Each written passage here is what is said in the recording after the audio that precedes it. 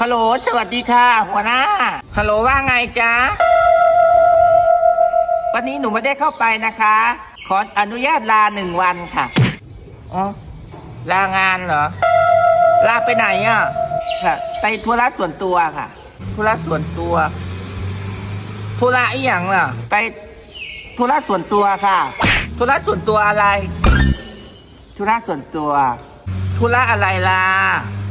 ธุระส่วนตัวจะมาสอนยังไงยังมาส่วนตัวคันกูบอกได้มันจะเอิ้นว่าส่วนตัวตีส่วนตัวก็คือกูไปเฮ็ดแต่กูพูดเดียวไม่อยากให้ผู้อื่นฮู้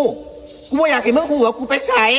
กูบอกว่าส่วนตัวนี่คือจบแล้วมึงบ่ต้องมาสอนมาคันกูปานนั้นดอกกูไม่ได้เฮ้ยกูลาก็คือลามันเป็นสิทธิ์ของกูมีสิทธิ์ลาให้กูลาแน่เห็นงั้น10 ปีมันนี่สัตว์ลาคือลาที่สิเป็นสอบปานนั้นกูลาออก